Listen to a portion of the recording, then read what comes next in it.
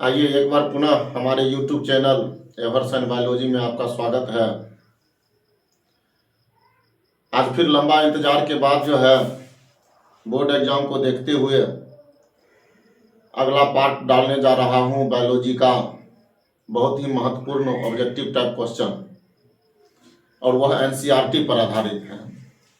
इससे पहले 3-4 चैप्टर को शामिल किए थे, उसके बाद वाला जो है अब शामिल किए हैं। इसमें जो है मुख्य रूप से जो है जनन और जेनेटिक्स से दिया गया है और बहुत ही इम्पोर्टेंट क्वेश्चन है जिसको आप नोट करते चलिएगा, बारीकी से देखते चलिएगा। चलिए डिस्कशन किया जाए। तो सबसे पहला क्वेश्चन है, अमीबा के भोज्य पदार्थ हैं। अमीबा के भोज्य पदार्थ या पोषण से ही है, एक दो क्वेश्चन इधर उधर छूट जाता है तो उसको शामिल कर लेते हैं।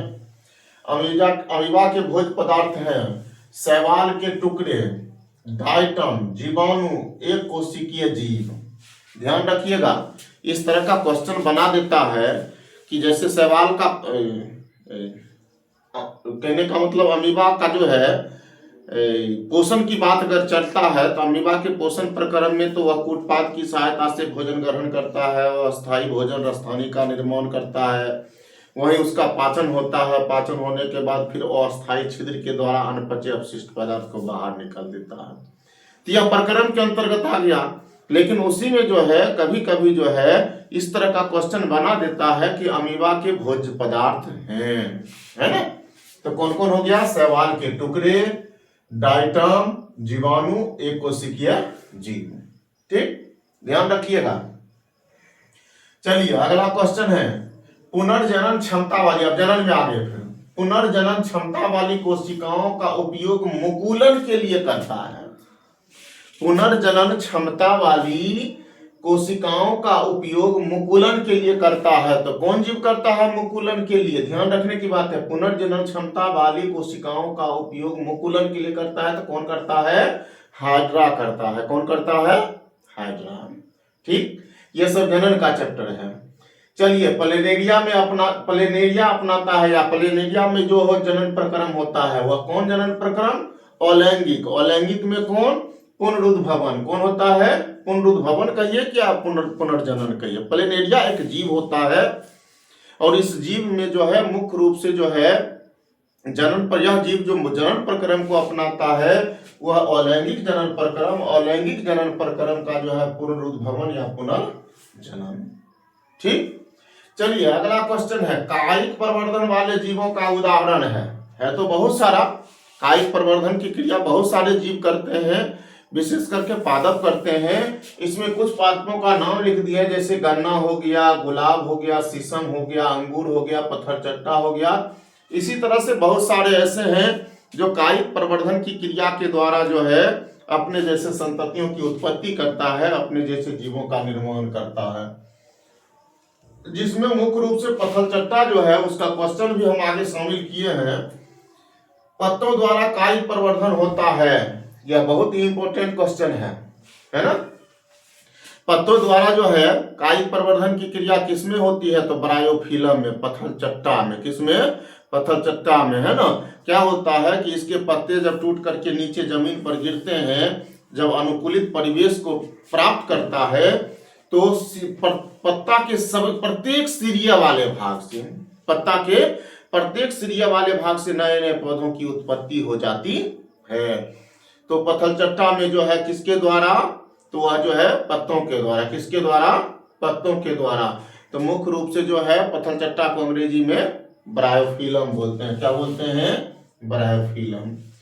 अगला, अनुवांशिकता जनकों के समान होता है। कहने का मतलब कि अपने जनकों के पूर्णतः समान, है ना। तो किस जनन प्रक्रम से उत्पन्न संतति होगा? तो वह अलैंगिक जनन से उत्पन्न संतति जो होते हैं अनुवांशिकता अपने जनकों के समान होते हैं। क्यों? क्योंकि उसमें जो है कहीं बाहरी जीव जो है जनन में भाग नहीं लेता है। लेकिन वही लैंगिक जनन है तो लैंगिक जनन में जो है दो अलग अलग वंशजों वाले, प्रजाति एक है लेकिन उसका वंशज बदला हुआ रहता है, एक नर है एक मादा है, दोनों अलग अलग वंशज वाले जीव भाग लेकर के संतति की उत्पत्ति करता है।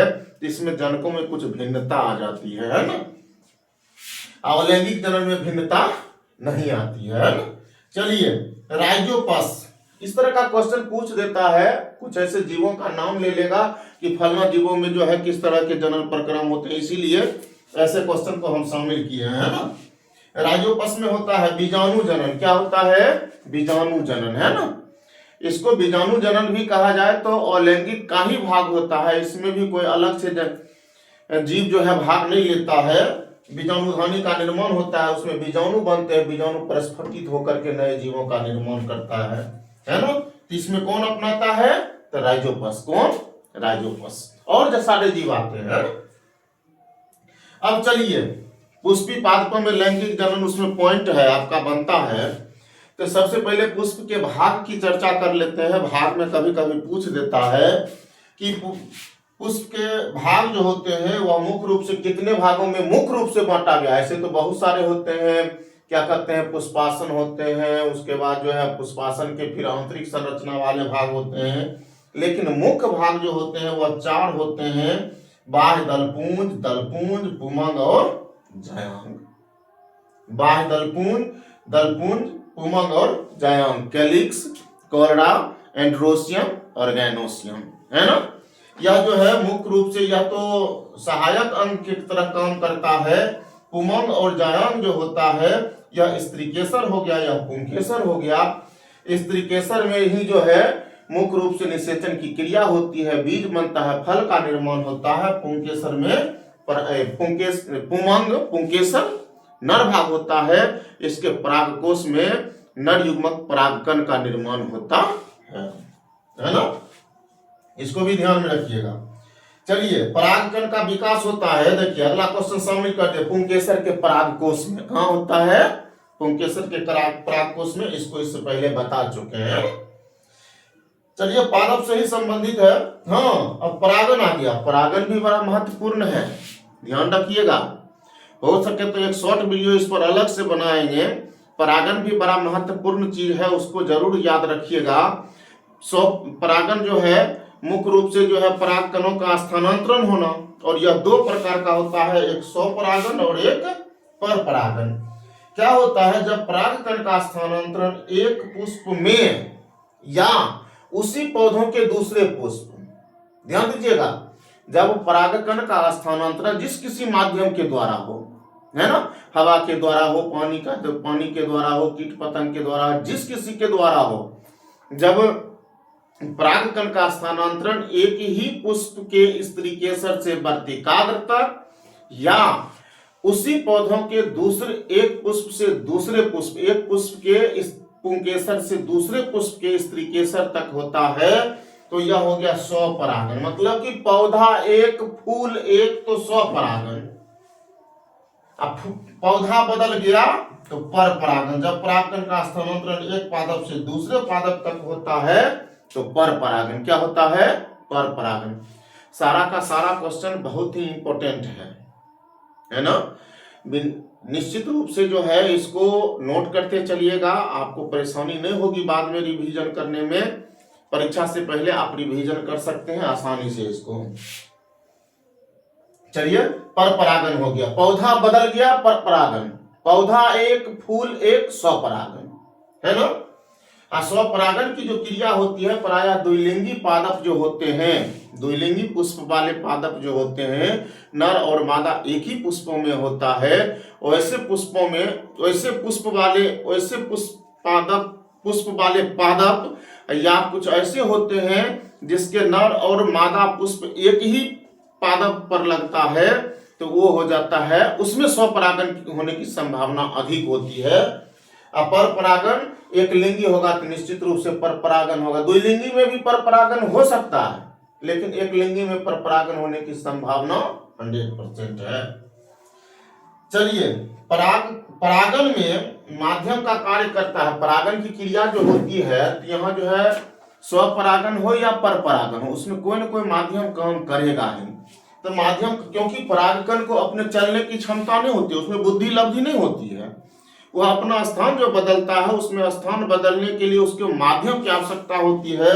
उसमें माध्यम कौन कौन काम करता है, तो वायु हो गया, हवा ले जाने का काम करता है, जल हो गया, उसके बाद कीट पतंग हो गया, और अन्य जीव जंतु जैसे कि मनुष्य भी करता है, या कोई जो है खेतों में चरने वाले जंतु होते हैं वो हो जाता है ना, पक्षी हो जाते हैं। अन्य जीव जंतु के अंतर्गत यही सब आते हैं जो पुष्प के संपर्क में जाते हैं, तो एक दूसरे पुष्प के संपर्क में जाते हैं, जिससे परागकण का स्थानांतरण हो जाता है। ऐसे तो परागन से जो है, एक क्वेश्चन याद आ रहा है, इसमें शामिल नहीं किए हैं, जलकुंभी।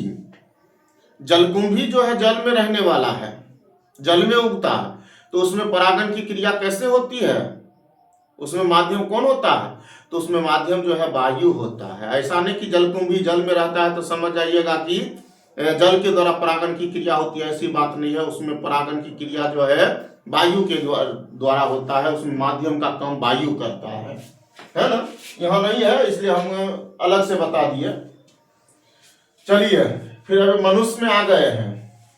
किशोरावस्था में बालक एवं बालिकाओं में उत्तक जनन परिपक्वता प्राप्त होता है, जिसे कहते हैं यौवना आरंभ, प्यूबर्टी। ध्यान दीजिएगा, किशोरावस्था में क्या होता है कि बालक हो या बालिका हो, वह जनन की परिपक्वता को प्राप्त करता है। उसमें जो है लैंगिक लक्षणों का विकास होता है, उसमें भिन्न भिन्न प्रकार के शारीरिक परिवर्तन होते हैं।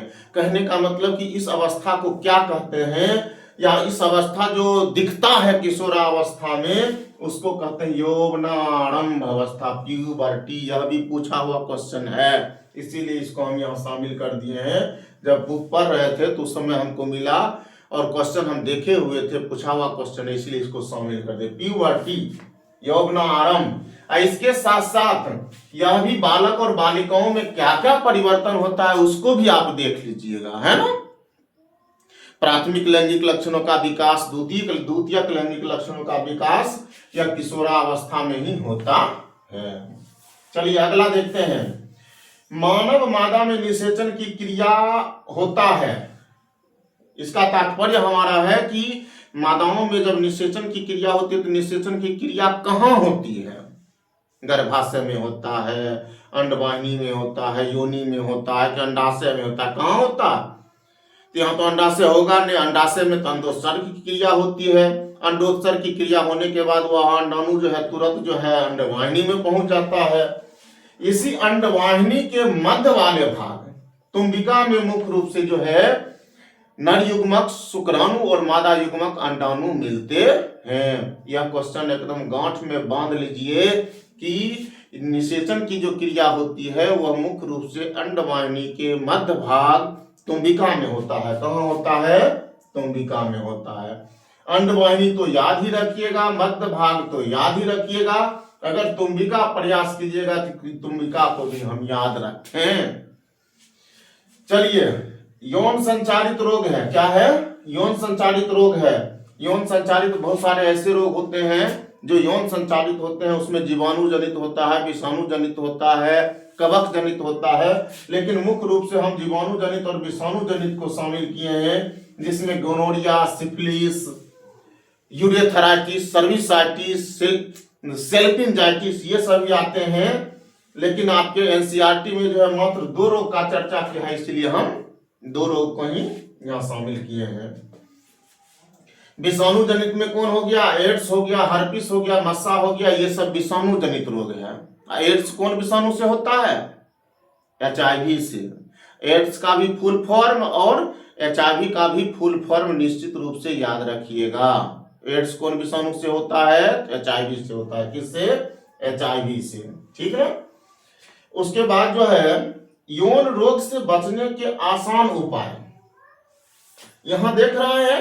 यौन संचारित, तो यौन संचारित मतलब कि यौन क्रिया के द्वारा संचरण से होता है, तो इससे बचेंगे कैसे। सबसे आसान उपाय है कंडोम का प्रयोग। किसका, कंडोम का प्रयोग अगर हम करते हैं तो निश्चित रूप से हमें किसी भी प्रकार का यौन रोग नहीं लगेगा, क्योंकि यह संचरण से ही स्थानांतरित होता है ना।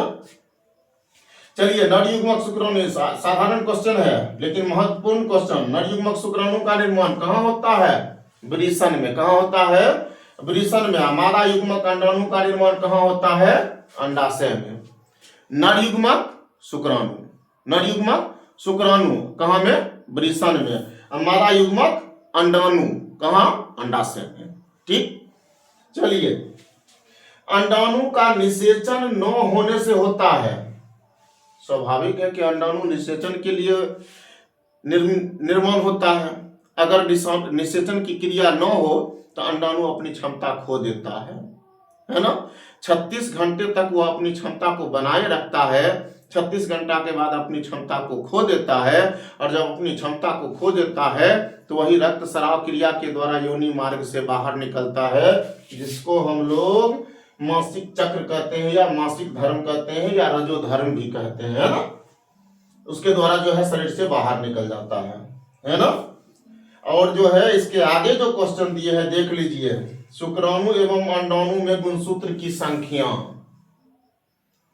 फटाक से विद्यार्थी लिख देता है 46, और प्रायः यही गलती करके बच्चा आता है। हम भी जो है जब क्लास में बताते हैं तो एकदम घोट करके उसको पिला देते हैं, तो यो जो है यह क्वेश्चन प्रायः गलती करके आता है। युग्मक की बात अगर कर दे, गुणसूत्र की अगर संख्या पूछ दे तो उस क्वेश्चन को आप बारीकी से पढ़िए, है ना। शुक्राणु है वह अर्धसूत्री विभाजन क्रिया के द्वारा बढ़ जाता है, जिससे क्या होता है कि गुणसूत्र की भी संख्या आधी हो जाती है, तो 23 हो जाएगा। उसी तरह अंडाणु में भी जो है अर्धसूत्री विभाजन क्रिया के द्वारा बढ़ जाता है, इसलिए अंडाणु में भी जो है मानव शुक्राणु और मानव अंडाणु, है ना।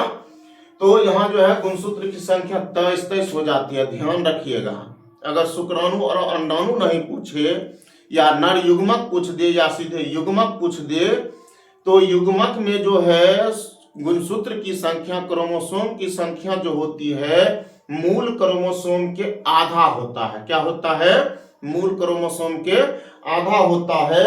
इस बातों को आपको ध्यान रखना है। जिस समय गुणसूत्र की संख्या पूछ दे उस समय उस क्वेश्चन को बारीकी से पढ़िएगा कि आखिर किसकी गुणसूत्र की संख्या पूछ रहा है। ठीक ना। युग्मनज, जब नर युग्मक और मादा युग्मक बनते हैं तो युग्मनज बनता है। क्या बनता है? तो युग्मनज में गुणसूत्र की संख्या कितनी हो जाएगी? तो स्वाभाविक है कि नर युग्मक और मादा युग्मक 23 और 23 दोनों मिल गए तो कितना बन जाएगा मानव में? 46। इसी को दूसरे भाषा में लेंगे तो युग्मक में मूल क्रोमोसोम के आधा, युग्मनज में हो जाएगा मूल कोशिका में स्थित क्रोमोसोम का आधा, युग्मनज में हो जाएगा मूल कोशिका में स्थित क्रोमोसोम के बराबर। ठीक। अब चलिए, लगभग क्वेश्चन जो है इसमें से आ गया है। कुछ क्वेश्चन आएगा, कुछ क्वेश्चन छूट रहा होगा, तो फिर एक बार जो है उसको महामंथन में डालेंगे। एक बार जो है फिर 40-50 क्वेश्चन का एक सेट बनाएंगे, एक सेट बना करके फिर डालेंगे, है ना। तो उसमें जो है लगभग क्वेश्चन आ जाएगा, उसको भी जो है इसके बाद हम डाल लेंगे। अब चलिए आ गया जेनेटिक्स में से, अनुवांशिकी में से वंशागति सिद्धांत के प्रतिपादक कौन है? यह भूलने वाला बातें नहीं है, क्लास में भी पढ़े होइएगा, अभी भी पढ़ लीजिए। Gregor John Mendel. कौन थे? Gregor John Mendel. किस पौधों पर प्रयोग किए थे? तो मटर के पौधों पर। किस पर? मटर के पौधों पर। क्यों किए थे? क्योंकि इसमें मटर में जो है अधिकांश फेनोटाइपिक लक्षण होते हैं, है ना, और कई कारण है ना। चलिए आगे देखते हैं। एक संकर संकरण एवं द्वि संकर संकरण में प्रथम पीढ़ी में दिखने वाला लक्षण है, विज्ञान में पढ़े होइएगा। एक संकर संकरण, एक जीन की वंशागति, द्वि संकर संकरण, दो जीन की वंशागति। इसमें जो है मुख्य रूप से जो है प्रथम पीढ़ी में जो है कौन लक्षण दिखेगा? तो प्रभावी लक्षण। कौन लक्षण? प्रभावी लक्षण। जो लक्षण दिख गया वह प्रभावी लक्षण है ना। और उसके बाद जो है एक संकर संकरण में द्वितीय पीढ़ी में, दूसरी पीढ़ी में फिनोटाइपिक लक्षणों का अनुपात, लक्षण दो प्रकार के होते हैं, एक फिनोटाइपिक और एक जीनोटाइपिक। जो लक्षण दिखते हैं फिनोटाइपिक, जो लक्षण नहीं दिखते हैं वह जीनोटाइपिक। फिनोटाइपिक लक्षणों का अनुपात कितना होगा, एक संकर संकरण में 3:1। और उसी जगह जो है जीनोटाइपिक की बात करें 1:2:1। क्या हो जाएगा, 1:2:1। तो आज बस इतना ही है। लगभग आज भी जो है 20-22 क्वेश्चन इसमें जो है हम शामिल किए हैं। इसके साथ साथ कुछ और क्वेश्चन था उसको भी हम डिस्कशन में ले लिए हैं। डिस्कशन में जो भी क्वेश्चन आया है उसको भी आप लोग लिख लीजिएगा, वह भी निश्चित रूप से इम्पोर्टेंट है।